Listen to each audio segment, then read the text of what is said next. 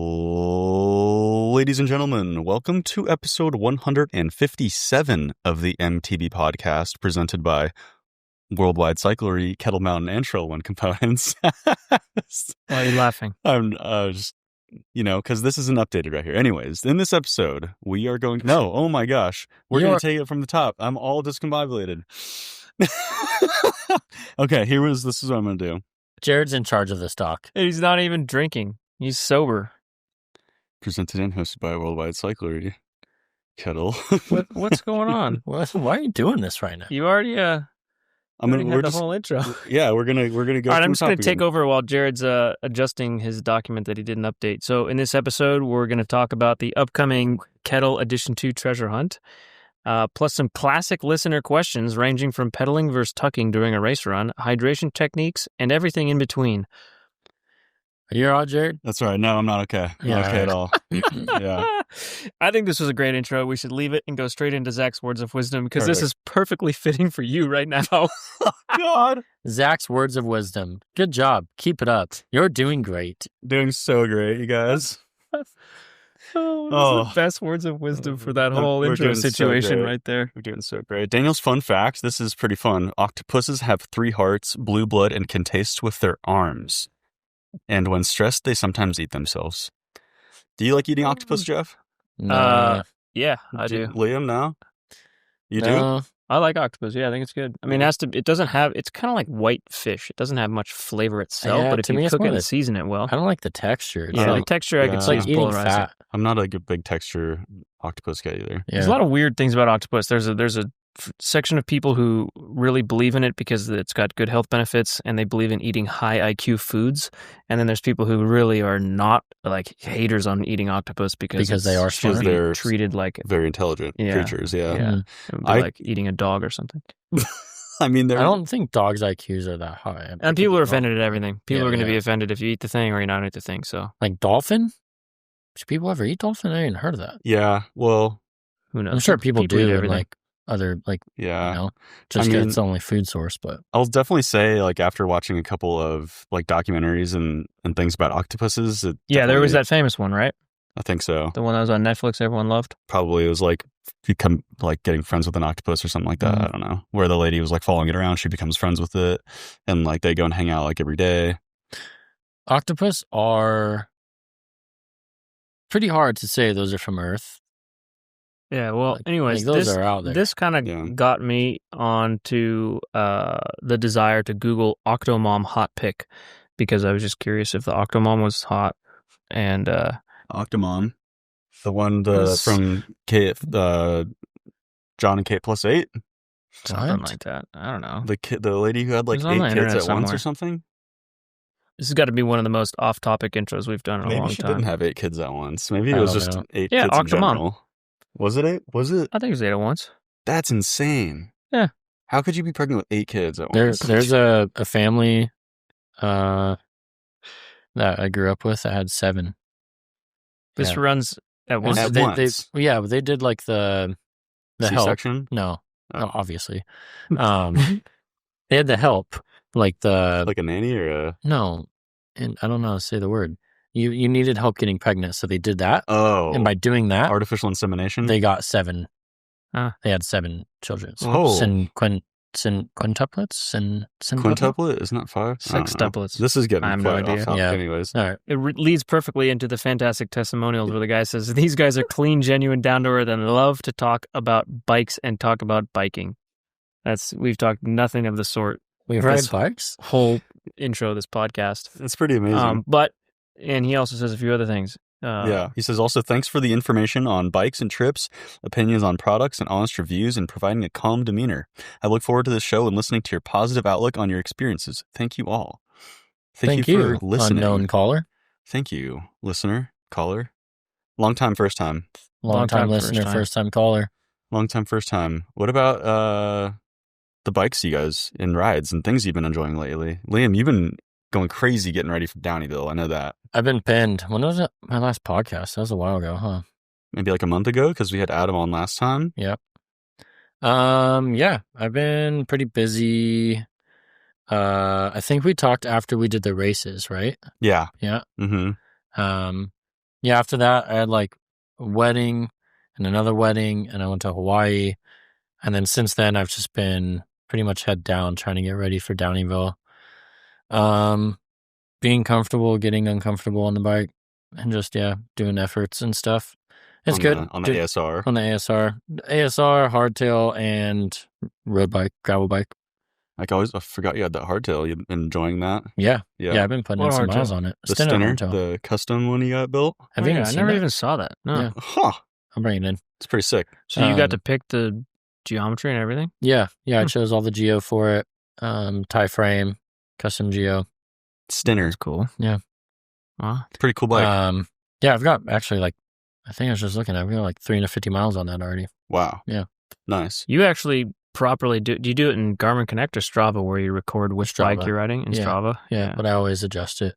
It's just kind of nice to know when you look back. That is really nice. Yeah. And I've been doing that too, actually. It is nice. In Strava?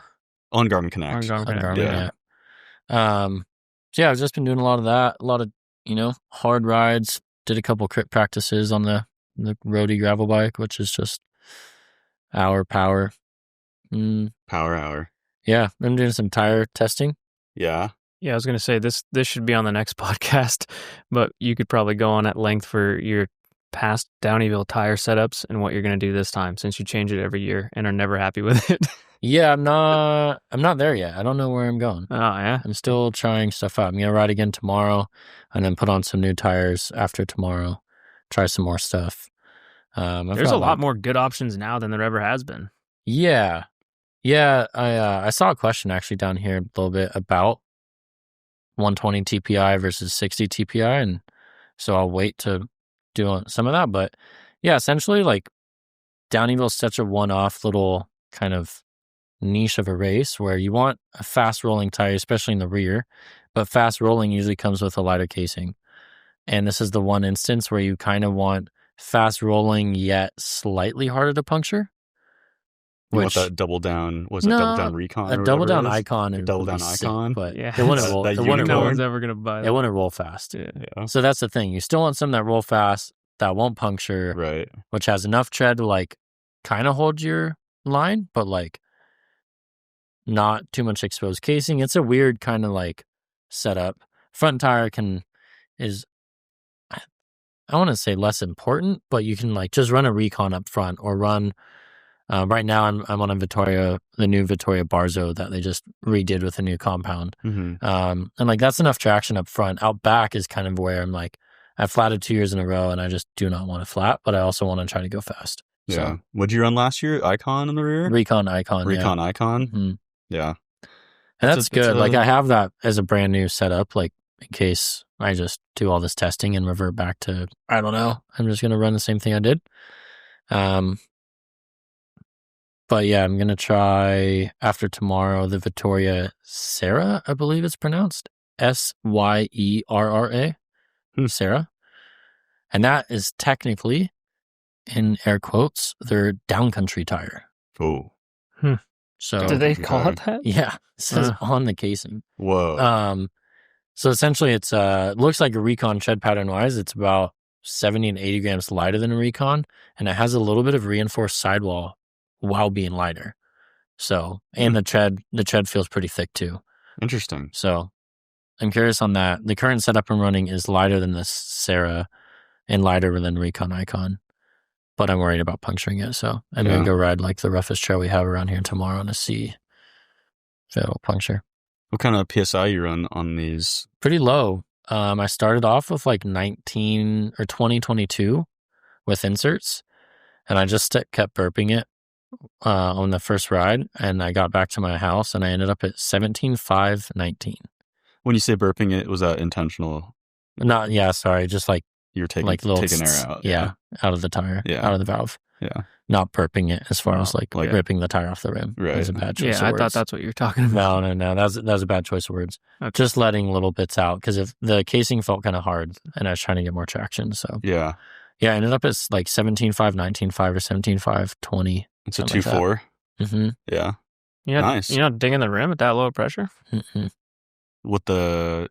I do have the... I have the zip wheels? I have zip wheels and high top? The old Tubo Light inserts, Tubo which Light. they don't make anymore. It was like the blue ones? Yeah, they look like blue. Vittoria? No, Turbo Light. Tubo Light. What happened? Is the company just gone? No, they redid them, and now they're like not the same volume. Like the old ones used to be like pool noodle style, like high volume, and it's great support, and they only weigh like 55 grams. So, sort of like the Vittoria Airliner Light. Yeah, the Vittoria ones, they're great for a front tire, but I don't think they have enough substance as a rear. Yeah. Yeah. Not really any support. There's not much there, yeah. Yeah. But it will help maybe ding or break a rim, or maybe not. Maybe. Because I didn't Trevor or somebody run those last year, and A few of us ran them. And all yeah. broke wheels or flatted. Yeah. Yeah, that's a tough one. I mean, Downieville is definitely like the ultimate test, I feel like. Yeah, and I have WTBs, which they came out with that new Peacekeeper, Yeah. which looks sick. Yeah. And Tideman's been running it a lot. He rides for WTB, but he's really stoked on it. Like, he got it and he's like, yes, like exactly what the gap was that he was missing. Yeah. Because the Trail Boss wasn't really like that. The Trail Boss was good. It just like was a little square on the profile wise. Yeah. And this is a bit more round, and it actually wasn't that big a volume. Like, it looked more like a 225 versus like this Peacekeeper is a proper 2.4. Yeah. They're touch heavy, but then running that front rear is too much, and then running that front and then the macro rear, which is their new XC tire, that is also really good, good volume.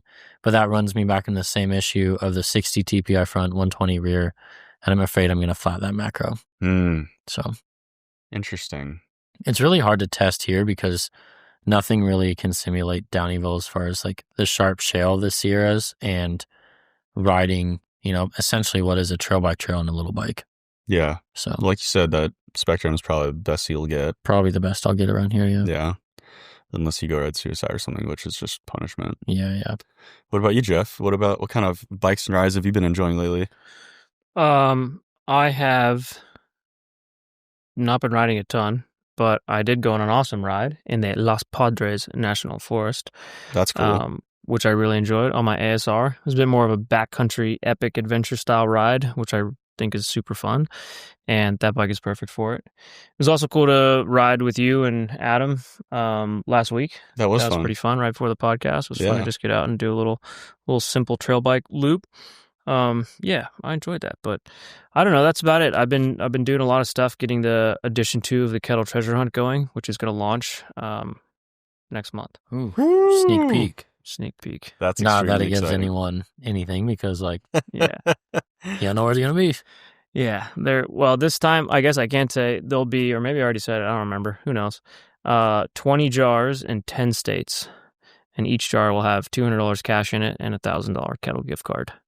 $1,000 Kettle gift card. Yeah. Wow. And 200 bones cash. By the way, we did launch the Down Under Special Edition, and there is still a jar with a $2,000 gift card and a $100 bill in New Zealand. Really? In Queenstown that Liam put there. The one that Liam dropped. Yeah.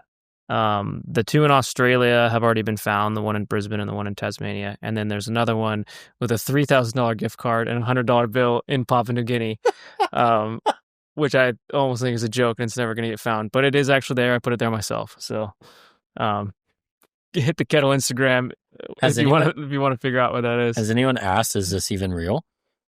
I don't know. No. I don't think so. I think people assumed it was real. Yeah, I mean, you can watch a video. I mean, I guess at this point it could be an AI video, but no, I was there, drenched in sweat and rainstorm in the Papua New Guinea forest, tying a treasure jar. Insane. I'm amazed the New Zealand one hasn't been found. Same. Yeah.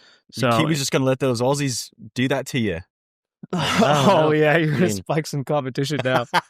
The Aussies got him quick. But the one in Queenstown still sitting there. But didn't you say there was a gondola that goes part way there and it's closed now for the season or something? Yeah. But like, I didn't use a gondi when I went. I pedaled from. Oh, you did? Yeah. Okay. I pedaled. So that's totally reasonable to do. Yeah.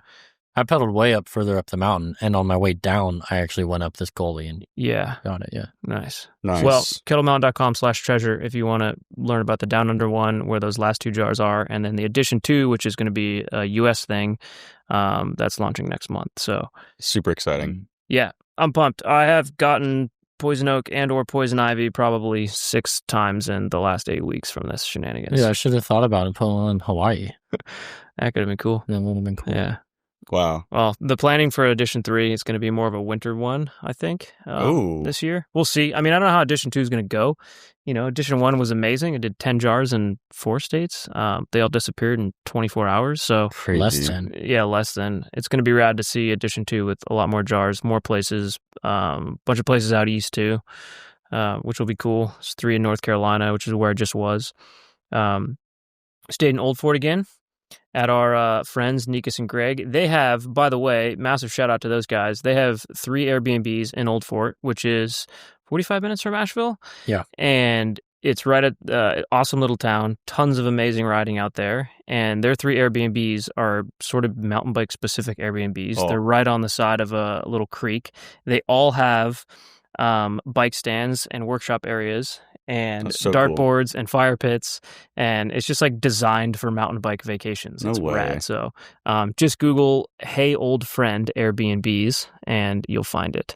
They kind of call them the Hey Old Friend Airbnbs. There's 3 of them. They're rad. We stayed in them last year when we went there for that fundraiser race, and then I just stayed in it this time. And yeah, they're such good dudes, and those Airbnbs are rad. And it's like, what a perfect place for a mountain bike vacation. That's so cool. And from the Airbnb, you can pedal. Oh yeah, Do a like pedal lap everything. to Kitsuma Trail. Mhm. Like pretty well Yeah, it's known. right there. Sick. Yeah. Classic Pisgah Trail right there. So Mm-hmm. Was that all you went out there for? Was to stash treasure jars? Yeah. No way. Yeah. That's amazing. Yeah, pretty much. So, yeah, I went out there for 4 days to do that.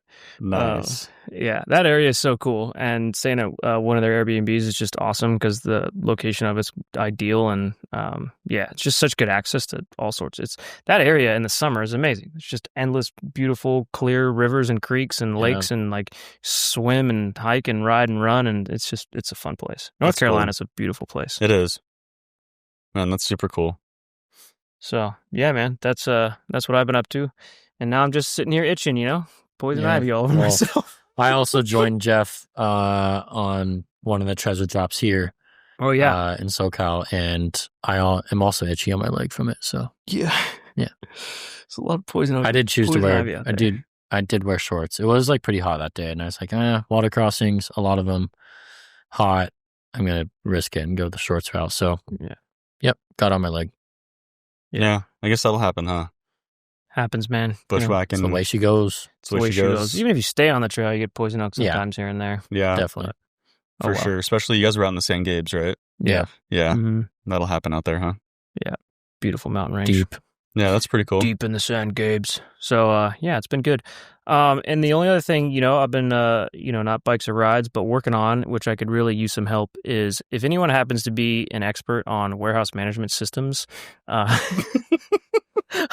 Hey, you're laughing at me, but you know what? People who listen to this podcast have been extremely helpful. Probably an expert in the past. any area that listens to this podcast. Absolutely. I'm sure. So Kettle is growing like crazy. We have 3 locations where we're doing the fulfillment from California, Nevada, and Pennsylvania.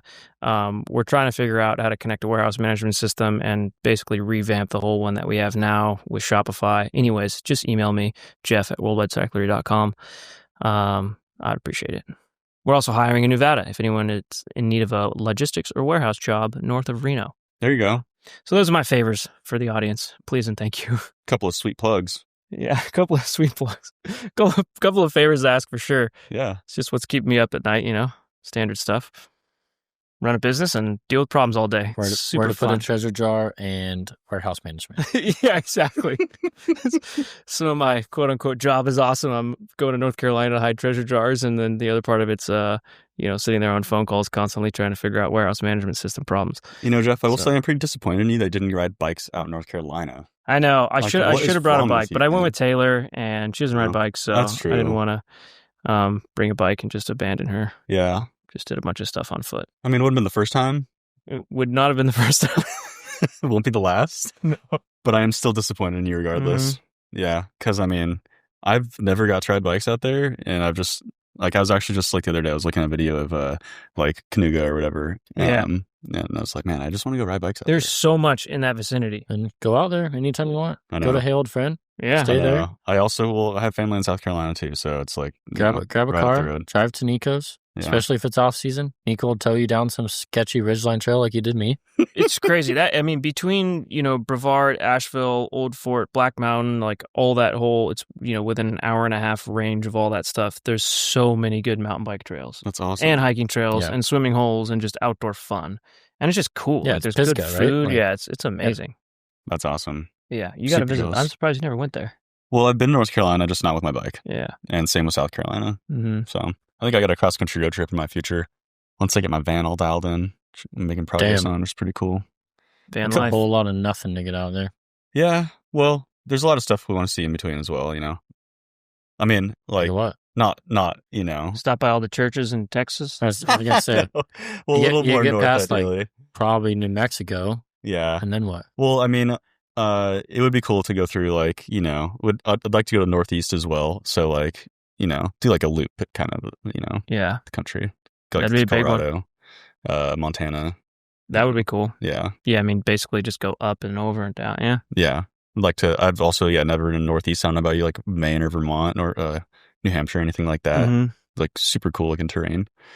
All these guys listening are like, yeah, it's cool, man. Come out. I'm like, yeah, I want to. But yeah, that's kind of what I've been doing. I haven't really been riding bikes either. Just been working on my van. Doing stand-up paddleboarding. That's true. Supping? I've been supping, dude. Dude. I love Sup off. I love supping, dude. I love supping. I'll say that too loud, dude. Supping. I don't always sup, but when I do. Yeah, it's been a good summer, dude. Life is good. Yeah. Warm, good weather, bikes, hikes, hiding treasure jars, dealing with all sorts of tech stack problems. Sweet. Pretty wild. Pretty wild.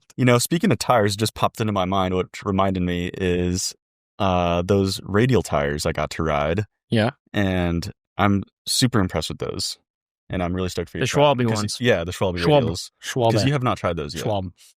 Right. I only rode them on the MTE. You only rode them on the MTE. Which, so, like, briefly. But briefly. The Yeti MTE, which is their slightly lighter weight EMTB. Which is a sick bike. I love riding that bike. Yeah, it's good. I just think the Magic Mary is almost too open of a tread pattern locally.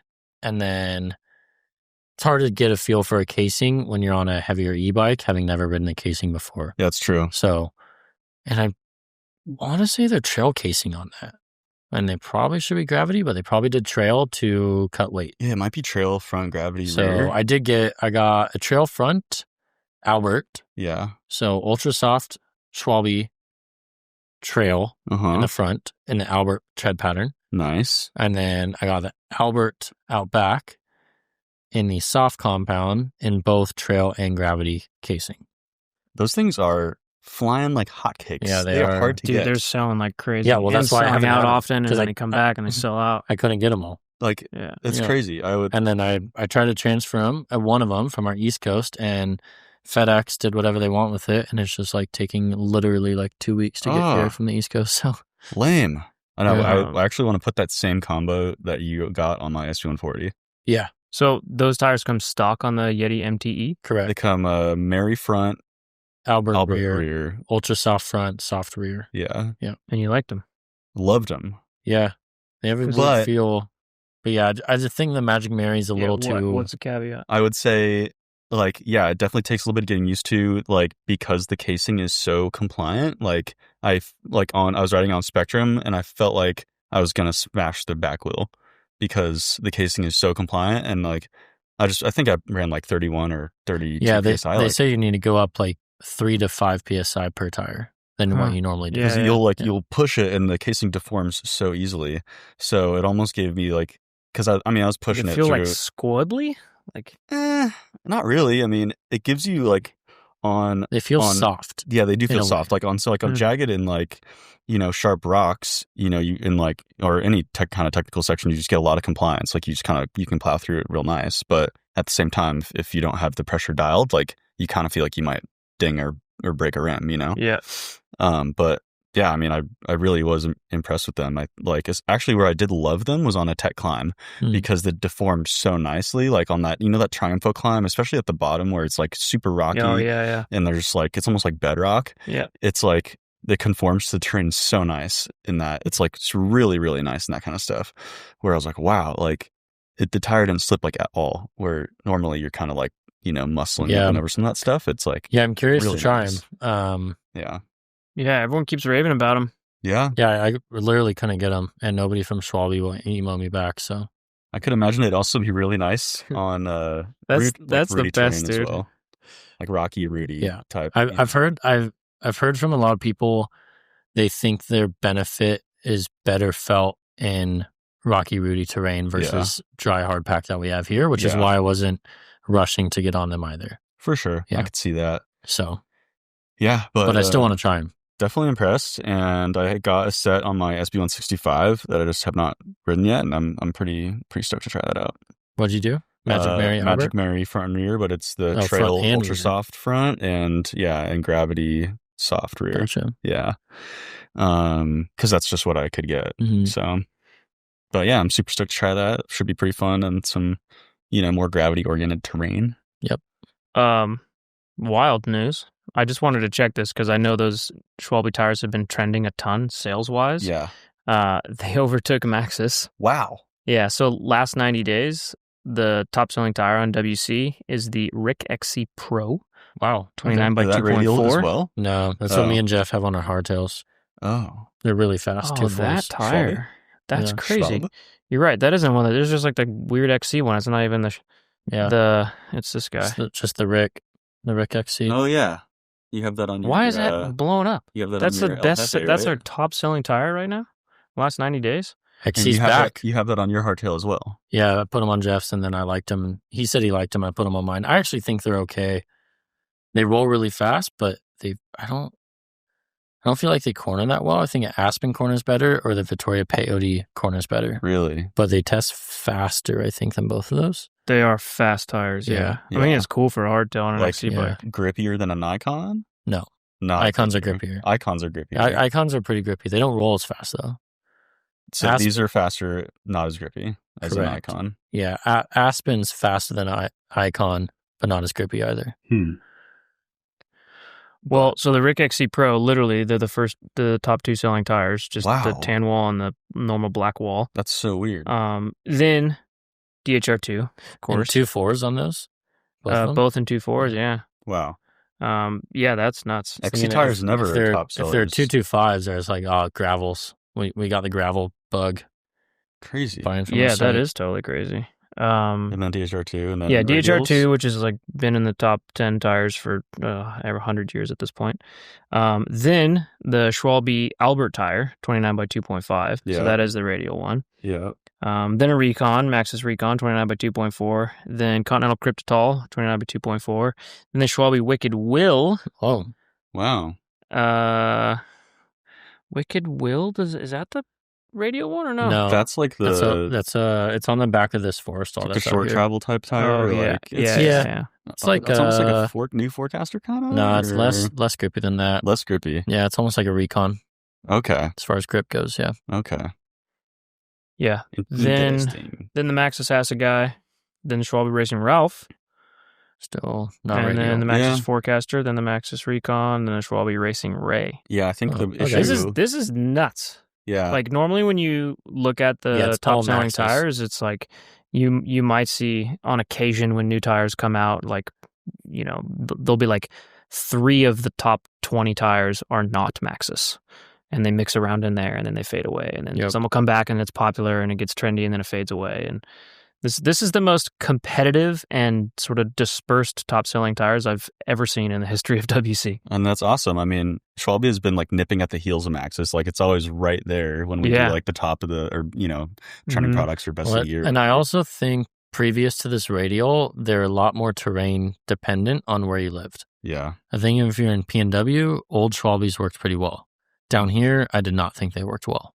So, these radials seem to be better as a whole. Yeah. Yeah. Pretty cool. You love to see new tech, especially in tires. I mean... Yeah, I gotta try some. Like the, Maxxis, it's like, DHF's been around for 20 years and like they didn't change it at all. Yeah. Maybe little slight variations in casing and like construction and maybe compounds, but you love to see new stuff, and then I feel like this is kind of rising the tide, right? Like other manufacturers, like, oh, do we have to do a radial casing now? Like, yeah, I'm actually surprised at usually that top 10 is dominated by gravity style tires as well. It and is. It's not anymore. There's a lot of XC tread in there. Yeah. I feel like there was it a Maxxis tire or something that was it was in the pits at the World Cups, and it was like possibly radial or something. Yeah, no one knows. It just says new DH. And they also have a new tread pattern that's suspected to be a new DHF. It was on Jackson Goldstone's book or something like that, right? Yeah, so it's like in between kind of DHR and high roller, which is kind of where DHF sits. But not a single person on a downhill World Cup now runs a DHF. Wow. It's all DHR, Assegai, or high roller. Yeah, that makes sense. Yeah. I mean, especially given that almost all these World Cups end up muddy anyway. Yeah. Or blown out. A few of them run DHFs on Enduro, but actually it's a rear tire. Interesting. Mm-hmm. Yeah. Very interesting. Not sure why. Yeah, it's cool to see some tires come in there. I got to try some of those radial ones. Yeah. They do seem interesting. Yeah, I was going to say, I have a feeling if they were consistently in stock, they would be blowing the Maxxis out of the water right now, because I think that's the main struggle, is just people trying to get them like us. Yep. But, it's pretty sweet. Well, what do you guys say we hear a quick word from our sponsors, and then we hop into some epic listener questions? Sounds good to me. Let's hop in. Awesome. And now, a word from our sponsor. Pardon the interruption. Jeff here. I am quite hungover because yesterday night we had Zach, yes, that is the Zach of Zach's Words of Wisdom, his bachelor party, and I hosted it, and it was a great time. But it didn't stop me from putting a little ad insert in this podcast that Jared forced me to do to tell you thank you for listening. We genuinely appreciate it, and if you ever want to support us, you can do so by shopping at Worldwide Cyclery, Kettle Mountain Apparel, or Trail One Components. We would really appreciate that, and that's it. That's all. And now, back to the show. Well, all right, part two. Listener questions, part 2. I am a terrible peddler, maybe the worst, terrible not being a sufficient enough adjective. Recently, I observed frameworks testing the tuck technique in a wind tunnel. Their results were significant and demonstrated tucking can be more effective than pedaling. So my question is, as an enduro racer, should I just give up on pedaling and just tuck after 1 or 2 strokes from the start? Formerly FBI Matt. I wouldn't say this about many people, but maybe you should just give up. Period. All right, for context, this is a good friend of ours who is putting on the Shed Enduro in Shred the Shed in Frederick, Maryland on August 3rd. You're going, not me. I don't know when it is. It's a couple weeks from now. I'm going to be there. I asked him, so Trail One's actually sponsoring the event, and I'm going to go there. I asked him who was announcing, and I said, can I be sort of like a guest announcer? And they're like, yeah, sure, whatever. So I'm just going to go and get hammered and like yell at people and occasionally ask for the PA system so I can announce the race. Nice. Gin and tonics and on Trevor's tap. going and Aiden's going. Trevor's racing, so is Aiden. So yeah, 3 of us will be there. Matt is exceptionally bad at pedaling with power. I don't know how, but he needs coaching. I mean, he does. Well, I'll try to answer this question. Like, we could make jokes about this question and Matt all day, but I'll try to actually answer it seriously. No, my thing was serious. Like, I've seen him pedal. I'm like, dude, we need to teach you. Like, you're not. Well, we had a whole conversation with him about it when we were in Italy on the All Mountain Ride Strip. Yeah. And he sort of bounces and bobs as he pedals out of the saddle. He kind of really runs just doesn't have on his the form. bike. Yeah, he doesn't have his form. It's like, imagine stomping running, but on your pedal. Exactly. Like, it's really just with a suspension platform. He grew up playing ball sports, and he didn't start riding bikes until he was in his 30s, I think. Yeah. So it's just hard to get the technique right.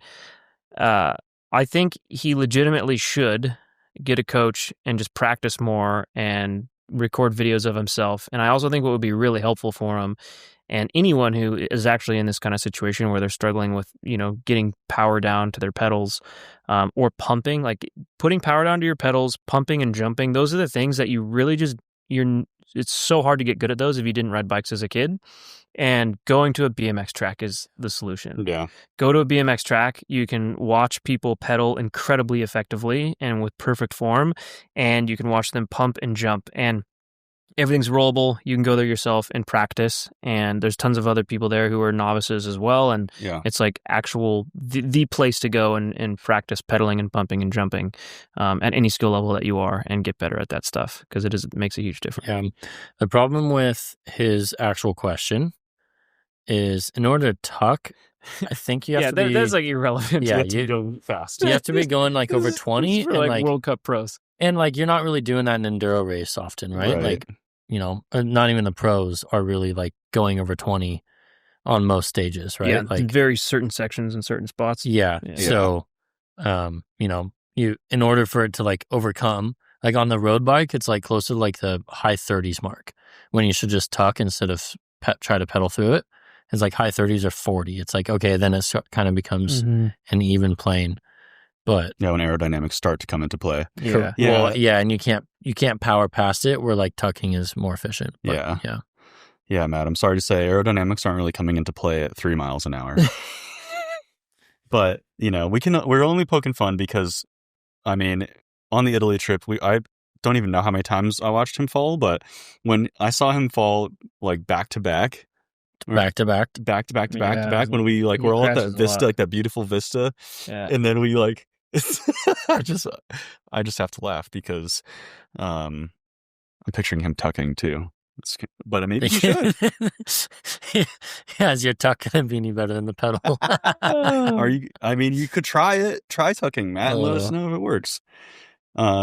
But yeah, I think he can fix his pedaling. He just actually needs to put effort into. He needs, exactly. Like I think honestly, which is bad business for us, but like most people should spend, you know, you have $500 to upgrade your bike. It's like buy new tires and spend the rest on a coach. Yeah. Like that is how you are going to get the most out of your money to get better at riding a bicycle. Yeah. Yeah. Like we talked about from the Whistler Chasing Epic trip, the guides were really good at coaching the guys. And even like, you know, giving us little pointers here and there, like on just managing traction in certain sections and like, you know, your body English. Your braking points. Exactly. Yeah. Like it helped, and especially on the first day in Whistler, like it kind of like cracked the code for a lot of the guys. Yeah. And just made everything up there rideable, especially if you're not used to that kind of terrain, which, it can make the sport a lot more fun if you get a coach and get better at it and just nail down some of the fundamentals. Yeah. Yeah, totally. Which is really applicable for a lot of people who didn't grow up riding bikes. For sure. Just kind of struggle with some of those fundamental skills. For sure. Yeah. Well, Jeff, what's the least intimidating animal you could train into an elite guard pet? Intimidating looking or... Least intimidating looking that could be a elite guard. I'm going to say honey badger. Ooh. They don't look that intimidating. Those are actually vicious, aren't they? Yeah, but looks-wise, they just look like a, you know, little... something. Badger. I don't know. I was just thinking of one of those huge cats. You know those like massive cats? Like a panther? No. No. Like an actual house cat. Oh, like a Maine Coon? Yeah. Maine Coon. Yeah. That'd be cool to train into an elite guard. I was thinking like a massive wombat. Initially I had thought wombat as well. Yeah. Or a Tasmanian devil. But I think... Those are kind of small. I think a wombat in the bush could potentially be intimidating. If you cute come AF. up on it, they are cute. That's what I mean. Though. Visually cute, intimidating. Yeah, it could probably break your shin with its skull. The way they ram you and stuff. Yeah, true. Yeah, totally. And I think they have sharp. I don't know, man. Also, just like, you ever seen a bear cub? Oh, I know. You just want to take them home. Yeah, I'm gonna have to go ermine. What? It's like a little weasel. Okay. But they can actually hunt up to 10 times their body size. Animals up to 10 times their body size. And they are they're like very small. Are you looking it up? I don't even know what this is. Show Liam. I've seen videos of them. It looks a little bit like a meerkat. I saw meerkats at the Disney World Zoo, and they're Could you imagine just like having one of those by your side and being like him, and it's like, yeah, that guy. Yeah. Yeah, wombat's a good answer though, because that could actually, you know, fend off some predators probably. Yeah. And what did you say? You said like a Maine Coon? That's pretty good. Yeah, I don't know, like some big cat. Yeah, like a big cat. Those huge ones. That's like cute, but could jack you up. Yeah. If it wanted to. Be like a mini panther or something. Yeah, I like that. All right. This one's for you, Jeff. You want to read this one? Sure. Hey everyone, I had a question for Jeff based on something he mentioned a few pods ago about not wearing contacts while racing. I usually wear mine and totally understand why someone might choose not to. It got me thinking, how effective are those clip-in lenses attachments for glasses? It seems like the vibration and movement of glasses during a race, especially after a few long enduro stages, could be just as distracting as the initial blurriness with contacts. Oh yeah, man. I got tons of experience with this. Well, for starters, there's contacts are not all created equal, because if you do not have astigmatism, your contact doesn't need to be a certain orientation. If you do, it does. So when you have astigmatism and your contact has to be a certain orientation, and that problem then is if you get like any wind or sweat or anything, it spins and you can't really see shit. It's all blurry. Typically, they're like slightly weighted, so it sits. Yeah, they are direction, weighted. So right? yeah. So people who don't have astigmatism wear contacts all the time and can get away with it a lot better than people who have astigmatism with contacts. So I have astigmatism, so they're just way more sensitive to spinning. So that's why I prefer to wear glasses. And I use Ombras a lot with prescription lenses. I get the lenses from SportRx. Those guys crush it making custom prescription lenses for any glasses. And I also have some 100% glasses that have prescription lenses from SportRx too. And I did actually, he did mention the clip-in. Yeah, clip-in. I don't know if he's talking about clip-ins for glasses or for goggles. But the clip-ins, the little clip-in things that you can put inside of goggles, like enduro goggles, I have tried those. And like if I'm wearing full-blown like motocross goggles, like full-face helmet goggles, then I just wear contacts, because if with goggles, you don't really get wind or sweat in your eyes. So it pretty much protects your contacts from getting out of focus. The balancing and oscillating doesn't bother it as much? Nah, it's not the at all. wind and the sweat. Yeah, so like if I'm going to go ride downhill and have a full face helmet and actual full-blown goggles, I'll wear contacts and it's totally fine. But if I'm going to wear just sunglasses, I can't wear contacts. And I have tried riding moto with those things that go. SportRx makes these too. They're basically prescription lenses that like go inside of your moto goggles. I didn't really like them as much. I know that they work well, but they kind of they kind of make you a little more tunnel vision and like cuts it in too much. Goggles already kind of do that to start. Yeah, exactly. Like makes it worse. It's almost better to just wear contacts, and you can get away with it because when you have goggles on, it totally eliminates sweat and wind and everything. So.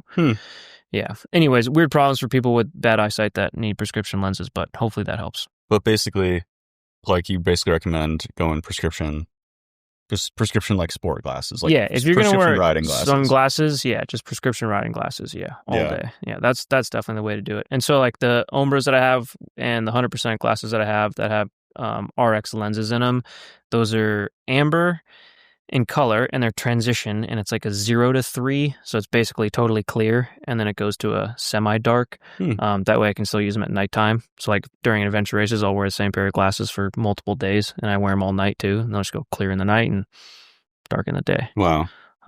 So that's I think the way to do it that I found the most efficient.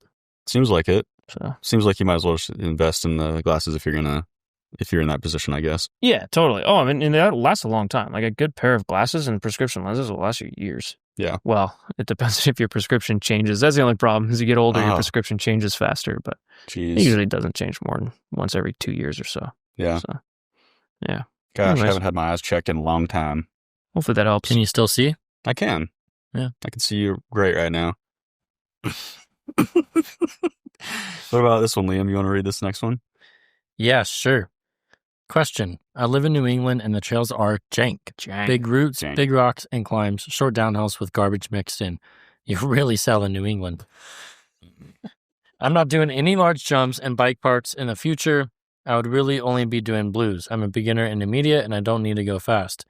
Would the Yeti SB120 lunch ride or the Yeti SB140 be a better fit for me? I'm 200 plus pounds if that matters.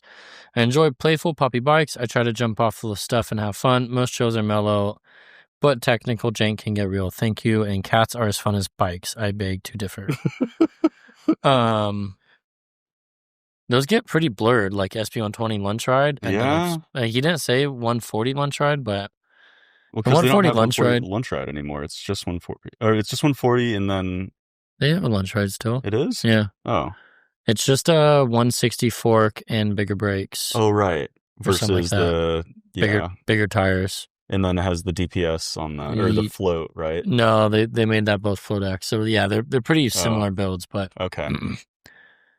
That's a tough one. I mean, I'd say it really comes down to SP120 lunch ride. I'd say even climbing, descending, as far as like what you enjoy and like what your rides are gonna look like. And SP140, you might prefer or value the downhills a little bit more than the climbs. Slightly favor the downhill. Like they're both gonna be really similar. 140 will obviously be a little bit more comfortable in that like jank, but 120 will be a little bit more efficient on like the steep climbs and stuff. So random thought. Just because I've ridden in New England a few times, sometimes New England quote unquote jank is actually can be slow speed jank, where 120 is actually pretty light and agile. That's what I was thinking. It wasn't fast jank. Yeah. But I mean, it also can sometimes be fast jank where a 140 might be better. But so maybe if you're riding a lot more stuff where you want that bike to be nimble, the 120 is a little bit nicer there. Yeah, I love the 120. I had mine as a lunch ride, and like that thing goes so good. It is a trail bike. Yeah. Man, I mean, I'm biased. I have 140. I would go 140, but that's also because and if you're gonna have one bike, if you're gonna have 130 and or 140, and if you're gonna go the travel range to have, right. If you're gonna go other places, potentially, he's not gonna go any bike parks, but like I don't know, a one bike to me for the type of riding I do would be a SP140. Yeah, it's perfect. I could pedal it all day. I could go to bike parks. Trevor rode Whistler in Mexico City on his last year. Like, yeah, that is a good all arounder. Yeah, the one quiver bike, man. The one bike to rule them all. I really liked that. It was like 2 years in a row. I had that Revel Rascal, and it was 130 in the back, obviously, and then I put a 150 fork on it, and it's just like proper tires, and that was such a fun bike to have. Yeah, that bike's really good too. It's true. That's why I took to North Carolina and rode some blacks, and then rode some Secret Nico stuff on that 150, 130. Nice. Yeah, that's true. You gonna get another Rascal someday? I'm thinking about it. Rascal SL. Yep. We'll see. My Banshee Titan V3 with the Intend suspension is currently for sale on Pink Bike. Buy sell. Wow, what a bike! For a smoking deal. Smoking deal. Downside: the bike is basically in mint condition. Super nice. 5-dev cranks. Intend suspension. Sick wheels. Yeah, it's dialed. Other than there's a bit of a scratch on the top tube from shipping, taking it back from Tasmania. Could be remedied. Bike box. Just put a sticker over it and call it a day. Yeah. It's just cosmetic. It's simply cosmetic. Simply cosmetic. And the frame it's like cleared raw. So it's like raw, but it's like cleared raw. So then the raw aluminum is showing through. So it's not like a black bike that's scratched to silver. Mm-hmm. You could basically buy the bike for how much it would cost you to buy the suspension. Pretty much. Yeah. Pretty close. Yeah. Pretty much. Right. Nearly. Yeah. It's like one of those things. It's like, I had the guys put it for sale. I don't really want it to sell. I like it. And you need a bike. And I kind of want to ride it in when we do our company camping trip in Mammoth in a few weeks. And aren't you going to take that to the shed? I don't think I'm going to ride at the shed. Oh, you're just going to commentate. Just going to go there and drink beers and commentate. Yeah. Nice. Yeah. Oh my gosh, you should do a course preview. That'd be awesome. I should just make a whole bunch of. I should just. Or you could. I should just take over the Shed social media account. You should for the weekend and just do like Win TV style. You should totally do lives and stuff. That's actually a good idea. You should do like Claudio style course preview. Like, oh my god, this rock garden is crazy. On this jump, oh my god. All right, I'll plan this out. That would be so. I'll probably I could just take one of the demo bikes from the PA shop with me down there, and then have you take it back. It's all right there, huh? Yeah. That'd be awesome. Yeah, I'm excited to go, and I'm sure some of our listeners are going to be there, so you can come up and say hello, and should be a good time. I mean, I would tell people to sign up, but it's been sold out for weeks or months. So really, it's a pretty big race. I think it's like 170 people or something. Wow, it's a decent event. Nice. Yeah. I'm looking forward to seeing the coverage and hearing all about it. Yeah, I'm now looking forward to taking over their Instagram account and just being an absolute goofball the whole time. Nice. Making an ass out of myself. That sounds fun. Awesome. Well, how about this next one? Liam said 60 TPI to 120 TPI. Last pod, 155 during tire talk near the end at the 1 hour, 9 minute markers. Liam made a comment about not wanting to go from 60 TPI to 120 TPI, as he mentioned earlier. And I'm hoping you guys can expand on this. I was under the impression that the higher TPI was better in every way and often carries a higher price tag. Would love it if you guys could talk a little bit about TPI and highlight the pros and cons of 60 versus 120 and why you'd want to avoid 120. And include personal preferences. I'm personally running large volume 29 by 2.6 Kenda Booster rear and 29 by 2.6 Kenda Karma 2 front. Both are actually 120 TPI on my 130mm trail bike. I've had great success as they are fast, light, quiet, and comfortable, but wondering why Liam avoids 120. Thanks, guys. Tom. I would say not every brand is created equal on this topic, just because, like, you know, he has those 120 on a Kenda tire on his 130 bike. I haven't ridden Kendas ever, so I'm not really sure how that casing is. Mm-hmm. With Maxxis's lineup, you have the Aspen, Recon Race, and the Icon. Like the XC lineup. The 3 XC tires that are available on a 120 TPI as their standard option. They do have a 170 TPI as their team-only option that comes in limited batches, but essentially, most of the time, 120 or TPI, the higher the TPI, the thinner the threads, the higher the count. It's like your sheets on your bed, right? Like the higher the thread count, the softer it's going to be. It's also the thinner it is and the least protective it is.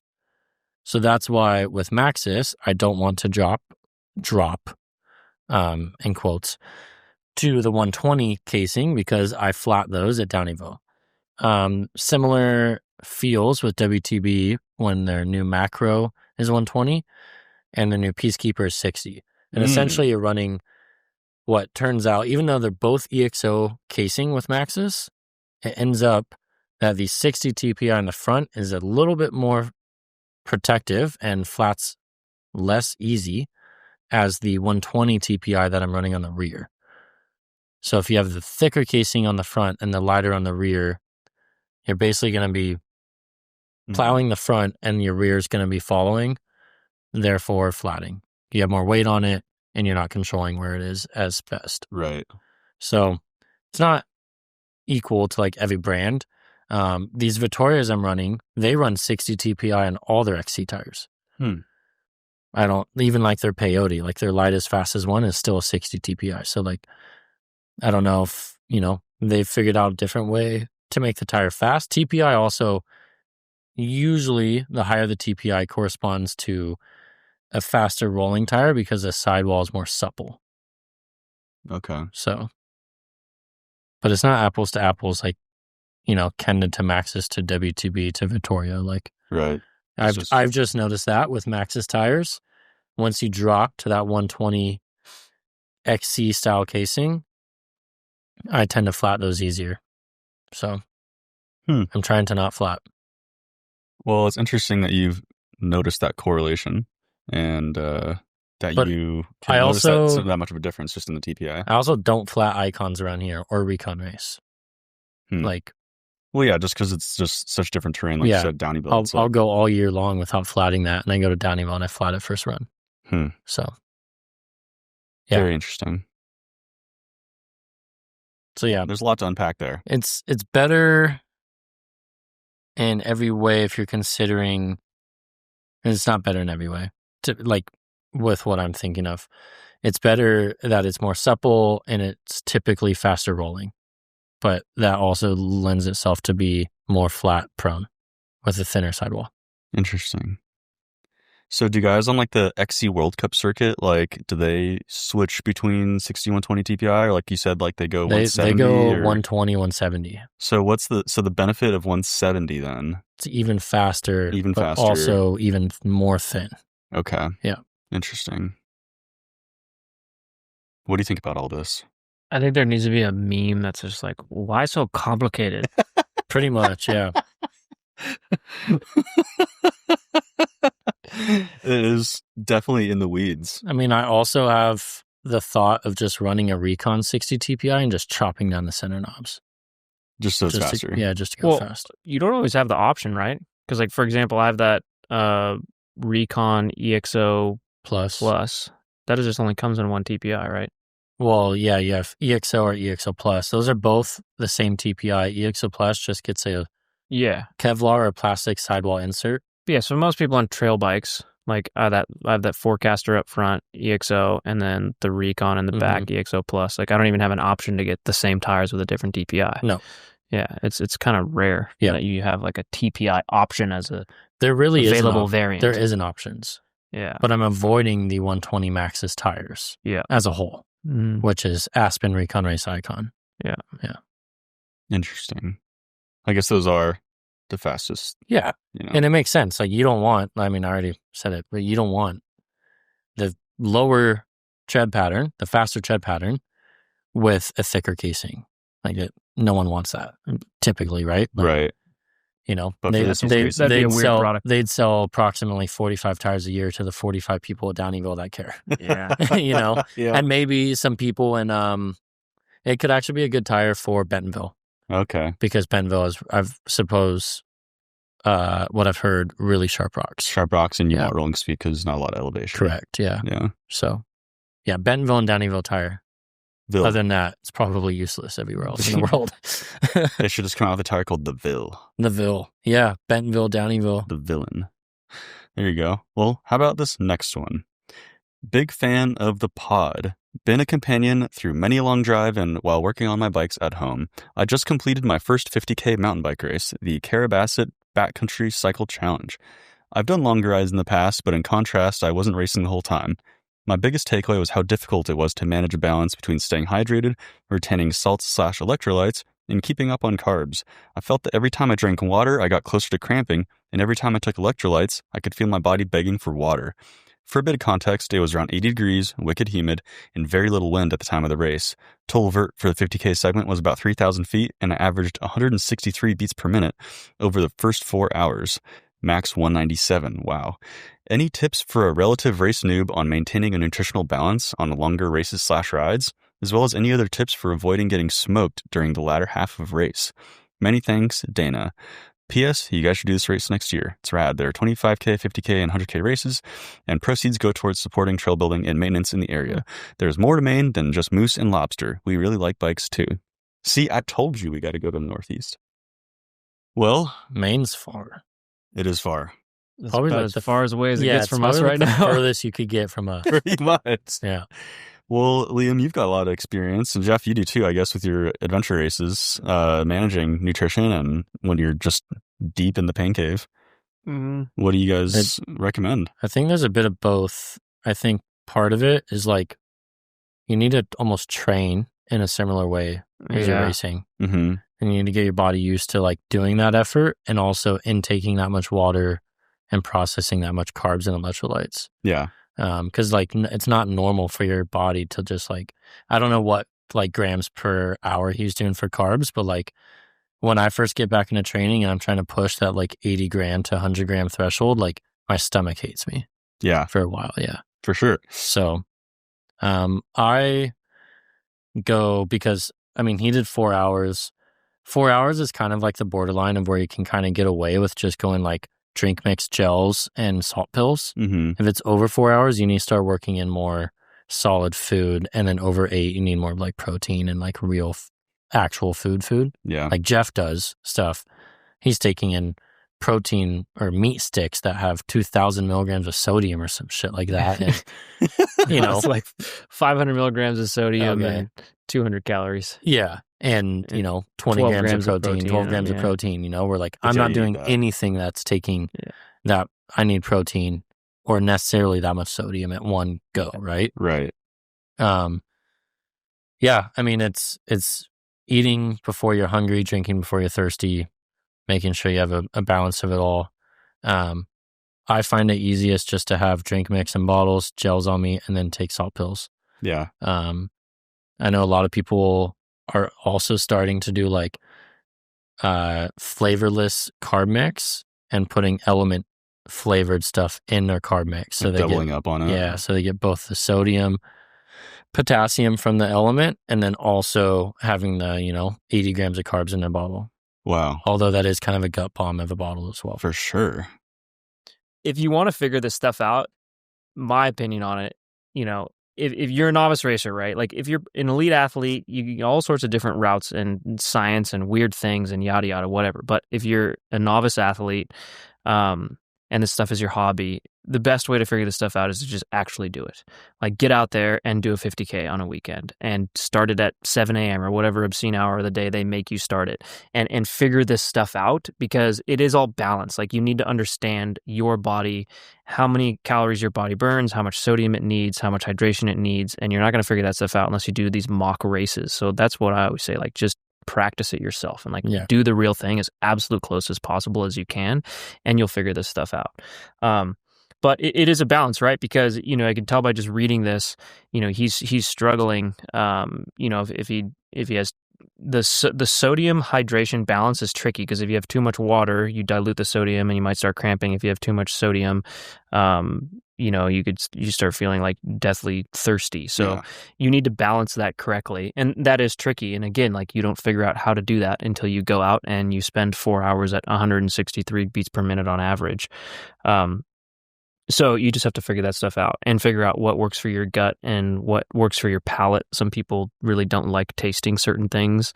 It is very different. And I'll admit, I mean, it's tricky. Like when I used to do more, enduro mountain bike racing, nutrition is hard when you're running high heart rates, like zone 4 and 5, 4 hours on end. It's really hard. Yeah. It's a lot easier if you stay in zone 2 and 3. Like adventure racing, you're in zone 2 and 3. Granted, you're like that for literally multiple days on end, but so then you have sort of different problems, but it's just easier for your body to digest anything and everything in zone 3 and below. And if you're in zone 4 and above, it gets way trickier to digest things and feel good and have your body be able to consume that stuff. So yeah, I mean, you really got to practice. Even the other couple of weeks ago, me and Tybin threw ourselves in the first race, and my legs were flat, but Tybin, who's been racing at basically an elite level for almost 10 years, was throwing up on the last climb. Yeah. You know what I mean? Like it doesn't happen all the time, or it doesn't get perfect. Keegan, who's arguably the best endurance racer in the US right now, threw up across the line at Sea Otter. He won the race, he's crossing the line, and he's throwing up. Yeah. And it has nothing to do with his nutrition's bad, the company's bad. Yeah, it's just sometimes your body's like, nah, not today, dude. It's just hard. Yeah, it's this is the gnarly. human body is it's a serious challenge and trick to try and put down carbohydrates and sodium and water and everything else while you're running zone 4 and zone 5 heart rates. That's really hard for the human body to do. Yeah. We're much more lower endurance athletes. We can go way longer for more days on end if we stay in zone 2 and below. But yeah, the biggest thing is just training your body to do it. Go out on the weekend. And practicing. Yeah, practice it, do it. Go back to my saying. Yeah, for sure. You got to actually do the real thing. Yeah, for sure.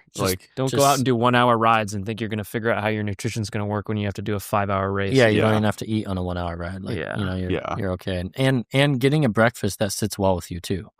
Totally. Getting at the right time, right? At the right time. Because that's the other thing. A lot of, especially with runners, deal with that is a lot of those running races, they start at 6 or 7 a.m. Yeah. And people are like, I never train that time of day. It's like, well, yeah, what's going to happen with your bowel movement and how early you have to wake up to digest your food before that, gun starts the race? It's tricky. You got to actually do these things and figure out what your body does. For sure. It reminds me of a couple years ago when we did NOSCO.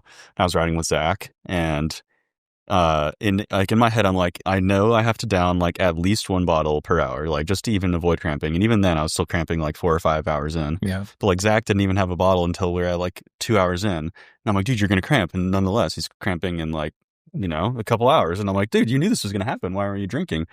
But even then, you're 5 hours deep and you're you're not coming back at a certain point. Yeah, no, it's over. If you mess up the first hour, you're not coming back. Yeah. Right. Yeah. So it's timing it literally from the start. Mm-hmm. At that point you're I just want something to eat.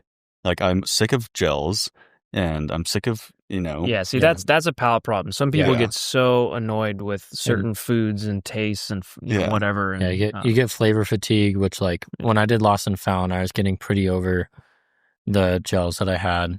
But that was just because I hadn't done 8 hours at that or 7 hours at that effort all year. Yeah. And yeah, you just got to train yourself to do it. So But yeah, like you guys said, I mean, if you're not training like that and consuming that stuff like consistently, then when it comes to race day, like, you know, what are you gonna do? It's never gonna work. Yeah, it's not gonna work. You're gonna wish you had trained more. Yeah. Trained like the real thing. Yeah. Think you got time for one more, boys? Yeah, let's do it quick. All right, go for it, Jeff. How am I going to do it quick? That's a huge question. There's a big question. Should I just ChatGPT? Make this more concise. It'd be great to know more about your opinions about the consumer direct model in the context of what you think we should do as consumers. I bought a Rebel Rascal V2 framed directly from Rebel last year because A, there are no shops near me that carry them, but mostly B, wanted to support them specifically as a brand, and paying full retail to them seemed like the best way to do it. I still support my local bike shop with any component needs I have, and WWC picks up anything else they can't get. I'm also curious to know how you feel about the new business model that Intense is rolling out, and if you think it'll gain any traction. Also curious about how you guys, Jeff especially, thinks about the looming tariff situation. This is like a whole podcast worth of the question. Will impact companies that rely on Vietnamese and other Asian areas. Is Trail 1 going to be impacted? Do your best, of course, to avoid the political minefield. Smiley face emoji. Trail 1 is another company that I continue to support, not only because the products are good, but also because the donation concept is stellar. All right, so 4 questions for the final question. I can do this quickly. You can do this. It could be a whole podcast, though. For starters, when it comes to buying bike brands, bikes consumer direct, or really even just components, because these days you can buy a lot of stuff consumer direct. True. Just do whatever you want. That's what I say at this point. Like, I made a YouTube video about the bike industry. How long ago was that?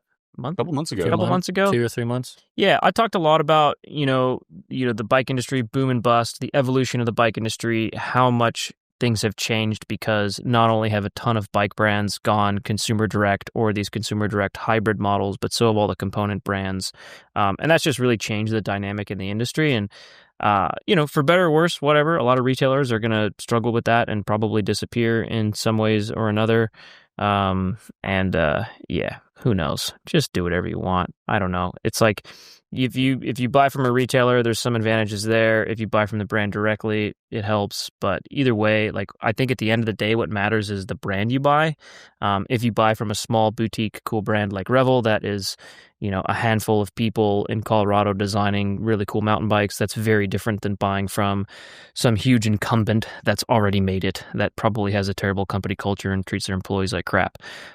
So choose wisely when it comes to the brands that you buy, and worry less about if you're buying directly with them or your LBS or does it feel good to buy from them, and do you think they do cool stuff? Yeah, so support cool small boutique brands, which there's a lot of them in the bike industry, which I really like about the bike industry, and that still exists. And the new model that Intense is rolling out, God, that was like the most. Do you even remember how that works? It's like the most confusing, weird. I listen to podcasts about it. A bike shop can sell it, but then they get a commission. It's like. What is it? I was lost. I was like, what are you guys even talking about? I listened to podcasts about it, and I can't really recall exactly what it was after listening to an hour of it. It's something to do. It's like you can have your local bike shop order an Intense, and they make a little bit of margin, and so does Intense. Even if they're a dealer or not? Or I guess so. Like anyone can be a dealer, yeah. And they're also doing build kits through QBP. Oh, yeah. Which is part of it, which is a distributor, wholesale distributor that, it's the biggest in the U.S. We use them every single day. Essentially, like, their website is tied into QBP, so you can, like, buy a lyric and at this color or this travel, and it pulls from them. So you can get exactly what you want on their Intense model. It is cool. I think Propane, where you can like customize. I think Propane's been doing something pretty similar with their own inventory, but they didn't have complete bikes. They had more like a la carte bikes that you kind of selected stuff in build kits to choose your overall bike. Mm-hmm. It's a decent way from a stocking aspect. Like, you don't have the shops don't have to carry a bunch of stuff. Yeah, you don't have to carry 30 models. You carry 5 frames and then all the parts, and then you kind of compile them as they get ordered. Interesting. If it works for Intense, cool. I mean, Intense is definitely, last couple years, have been probably one of the only bike companies to I guess, try something different. Yeah, I commend their efforts in Like, trying to innovate the business model a little bit. They went to Costco to sell some of their old molds and bikes to them, and kind of worked, kind of didn't work, kind of put a sour taste in people's mouths. Yeah. Or is that bike snobbery or not? I'm not really sure, but like, slightly devalued some of their other business models weren't amazing that we've dealt with, and then now this one seems like they're trying, very consumer direct focused in a way. It seems like the hardest part is just going to be price competitiveness. Yeah, correct. Like it's going to be very hard for Intense with this model to have competitively priced bikes when you compare them next to sort of through and through consumer direct brands. And for Intense, and even if they are competitive, the dealer and Intense will just be making pennies. Yeah. And won't be supporting really either of them. Yeah. It's like a razor thin margin for everyone, and the consumer doesn't really get all that competitive of price when it comes to what they got for their bike and the parts on it.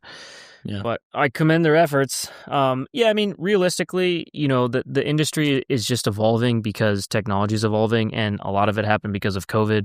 The industry went through a huge boom and bust, and during that, all these brands that used to really rely on retailers ended up with way too much inventory, so they started selling direct. And it also got so much easier. Like in the modern day, it's so much easier for a bike brand to then just spin up a Shopify website and sell their bikes consumer direct.